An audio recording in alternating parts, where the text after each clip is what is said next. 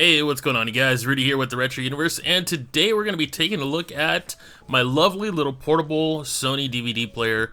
Now, recently I brought this back out because I've been enjoying kind of just watching some DVD movies on the go and stuff, and we'll get into, as to the reason why some of this stuff is coming back for me. But yeah, I just thought I'd take this out and take a quick look at the portable DVD players. And I mean, I'm showing here a video of one. This was the first one that came out back in 1998 by Panasonic. And believe it or not, this portable DVD player started at around $1,000. Now, portable, DVD players in general were still a fairly new thing, so they were running $300 to $400 and such when they were first coming out. That's one of the big reasons why the PlayStation 2 did so well, because it was an affordable DVD player. But now you can find them online. Here I got a few of them on eBay. They're going to range in price depending on the quality. There's a lot of brands you're not going to recognize. I got this Sony one. I forget. I think it was at a flea market where I picked this up a few years ago, and I got it for like $20. It has the charger, it has the remote control and everything, and it even has a adapter to be able to hook it up to a car to continue to charge the battery and stuff like that.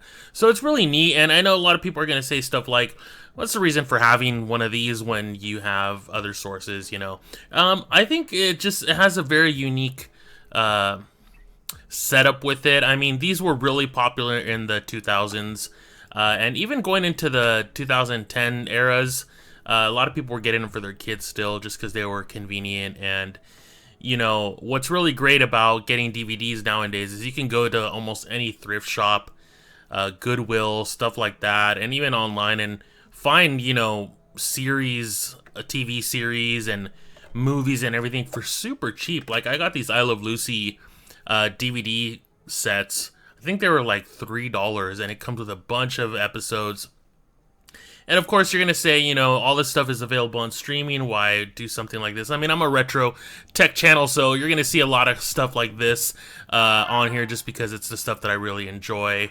As you can see here, I even got the Twin Peaks Season 1, which is really nice.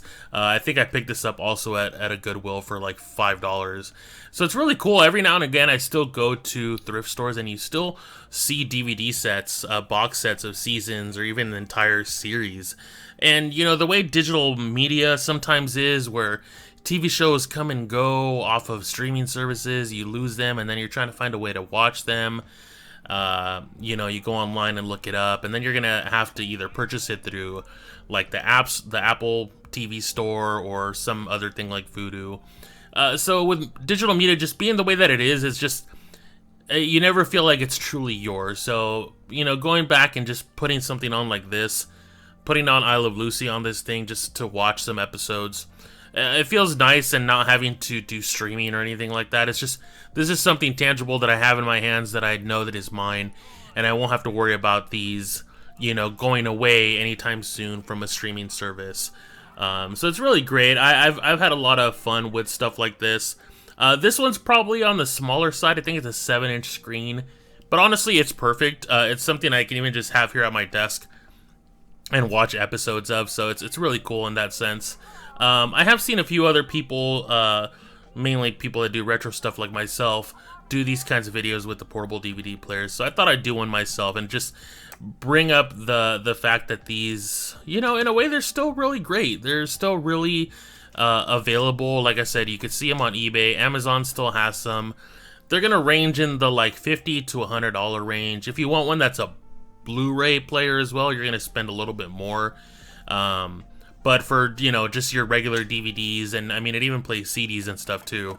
But just for your regular DVDs like this, it's really great. And, the thing that a lot of people have missed out on is a lot of the behind the scenes or DVD commentary for a lot of, movies and TV shows and stuff that you just don't really get anymore when you're doing streaming stuff. Like, a lot of times they hide some of the extras in some areas, but you do miss a lot of it. So I really love being able to go back to DVDs and put on like the audio commentary from the director or actors or anyone that was involved in making the movies or TV shows. And it's really great to go back and listen to a lot of that stuff. And again, I feel like so much of that is missing nowadays.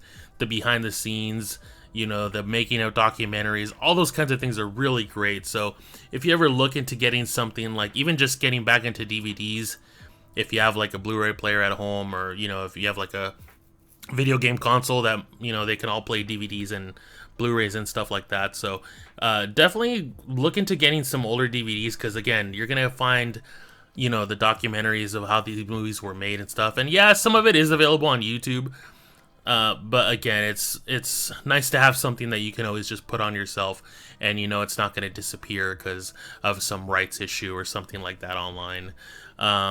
Yeah, and like I said, this one's a little bit older, so it doesn't have like an SD card slot or a USB slot. It just has for headphones, video out, audio out, the charger, and one thing with this one I noticed is the battery's just not lasting as long as it used to.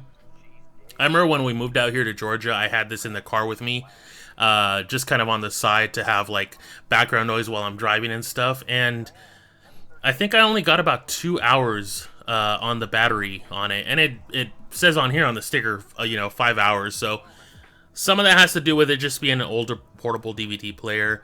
I did look into getting a battery replacement for it, but honestly, a replacement battery is like $50 or $80, which is kind of goofy. So I don't know what I'm gonna do with that. I don't know if I'm gonna seek maybe a new one, because I really do like the Sony one, and I don't want to go with some random, you know, off-brand that you find on Amazon or eBay. So I do want to stick with something that is, you know, a little bit more well-known. And here real quick, I took out my iPad, because, you know, again, you're gonna get people are gonna say, well, just use an iPad, use your phone, why inconvenience yourself? It's really not about inconvenience. I think a lot just has to do with the nostalgia of having these devices. Again, back in the day, we had proprietary devices for everything. You know, you would have everything separate. Everything wasn't on your phone. I don't want to be doing everything on my phone. I really don't. So yeah, you know, a lot of the times I would watch stuff on my iPad through streaming, but again, with so many streaming services constantly changing what shows are on there, what movies are on there, it just became an inconvenience source, actually, because it's like, well, I gotta go look for where it's at.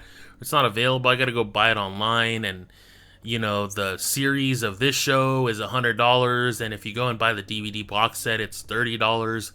So, you know, there's so much that goes into it when it comes to how you want to watch your media.